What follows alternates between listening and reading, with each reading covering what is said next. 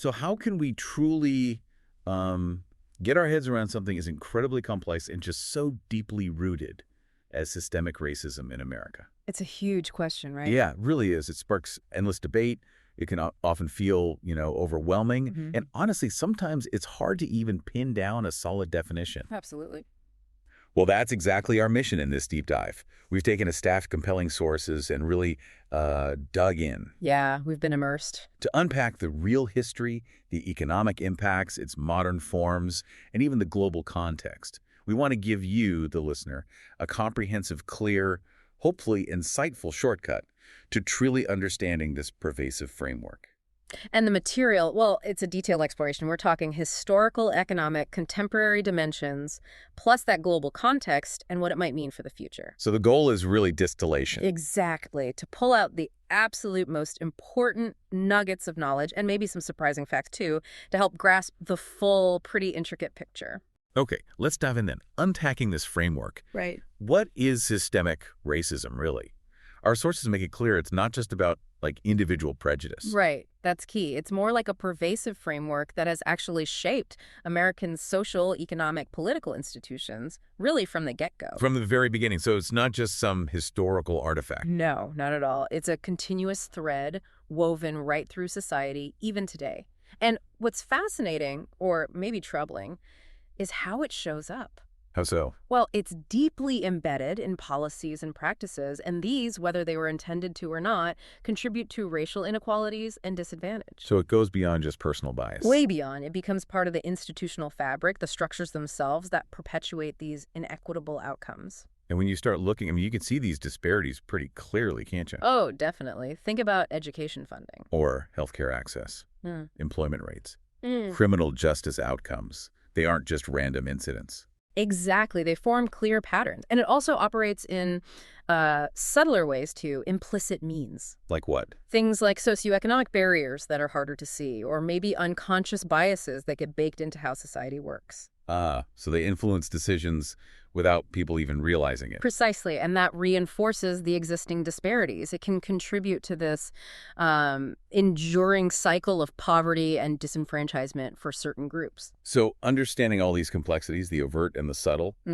it's not just academic. Not at all. It's absolutely essential if we're going to truly grasp its pervasive effects and, start to address the ongoing challenges society still faces. Okay, so to really get the depth of this, we have to go back. Way back. History is crucial here. Our deep dive traces these roots back to colonization, the dispossession of indigenous lands. That period set a brutal precedent, didn't it? Absolutely brutal. Widespread violence, displacement, cultural extermination. It laid a foundation. And then following that, you have the transatlantic slave trade. Just a pivotal, horrifying moment. Horrifying is the word. Enslaved Africans forcibly brought here, mostly for the economic benefit of white landowners. But it wasn't just about labor. What do you mean? The social and economic systems that developed they were intentionally designed to uphold white supremacy and, chillingly, to dehumanize Black individuals. That went on for centuries. And even after slavery supposedly ended. Get the Jim Crow era. These laws didn't just reflect racism, they, legally cemented it. They mandated segregation everywhere. Public spaces, institutions, separate schools, restrooms, transport, even water fountains. It was relentless. That whole separate but equal idea. Which was never equal in practice. It systematically denied Black citizens equal access to education, jobs, healthcare, well into the 20th century. And then a bit later, maybe mid-20th century, you have redlining. Can you unpack that a bit? Sure. Redlining was this really systematic method used mainly in housing. Banks, insurance companies, even government agencies basically denied mortgages and insurance to Black families or anyone living in predominantly Black neighborhoods. How'd they do that? They literally drew red lines on maps around these neighborhoods, deeming them hazardous for investment. It was often reinforced by government policies like FHA loans, and private companies just went along with it. So the impact was? Devastating. It massively obstructed wealth building through home ownership for Black communities. Yeah. That's a primary way families build generational wealth, and it was just cut off. It perpetuated economic disparities that we still see vividly today. It's really eye-opening, isn't it? How these things aren't just dusty history books. No, they're woven right into the fabric of America's socio-political context now. It makes you realize just how persistent, how deep this challenge really is. And that brings us right to the economic weight of it all. Our deep dive shows so clearly how systemic racism continues to fuel these persistent wealth gaps. Gaps that you can trace directly back to these discriminatory policies. Exactly. Like the GI Bill after World War II. That's often held up as this great social program. And it was, for many. It offered amazing benefits, education, housing help for returning veterans, huge opportunities. But for Black veterans, it was a different story. Discriminatory practices by banks, by universities, by local officials often flat out denied them access to these benefits. So they missed out on that post-war boom in a big way. A huge way. It severely limited their ability to build wealth, get that college degree, buy that house in the suburbs that appreciated in value. And it wasn't just the GI Bill, right? What about the New Deal? Similar patterns there, too. The New Deal programs were meant to lift the country out of the Great Depression. But again, Black individuals, often the hardest hit by the Depression, were frequently excluded from the benefits. Oh, so? Things like federal job programs sometimes prioritized white workers, or housing initiatives used those same redlining practices we talked about. It made it incredibly difficult for Black families to get loans or secure homes in desirable areas. So the lasting effects are just undeniable. Stark, yeah. That significant wealth gap between Black and white Americans today, our sources are crystal clear. It's deeply rooted in these historical injustices, these systemic barriers built over generations. It's not just about individual effort or choices. Okay, so history casts a long shadow. But what about now? Racism hasn't just disappeared, has it? Not at all. What's fascinating and maybe disturbing is how it's evolved. Our deep dive makes it incredibly clear that the underlying mechanisms are still persistent. They just wear a different mask sometimes. How do the sources describe that evolution?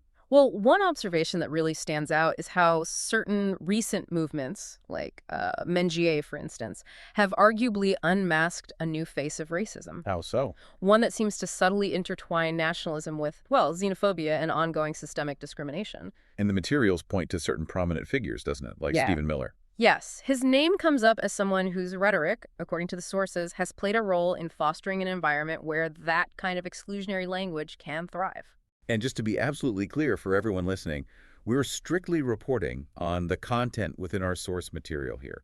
We're not endorsing any specific political viewpoint ourselves. Absolutely crucial point. The sources analyze messaging attributed to figures like Miller, suggesting it often appeals to fear, maybe nostalgia, for a kind of mythical white past. What are the effect of that? Well, the analysis suggests it serves to marginalize communities of color, almost legitimizing their erasure from certain political or social narratives. Miller's rhetoric specifically, often cited for its aggressive stance on immigration or distortion of crime statistics, is presented as an example of weaponizing language to perpetuate harmful stereotypes. Which reinforces systemic issues in subtle ways. Exactly. Powerful ways. We've also seen this concept of replacement theory gain more traction recently.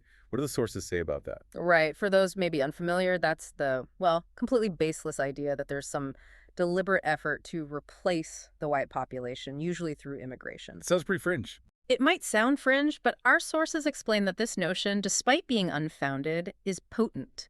It incites fear, it fuels racial scapegoating, often relying on misinformation about immigrants. Extremist groups can latch onto it to justify discrimination or even violence. So this contemporary stuff, Yeah. it's not just the same old racism. The sources suggest it's more sophisticated in some ways, a mechanism that continues to divide communities, potentially undermining progress towards equality and really fragmenting social cohesion.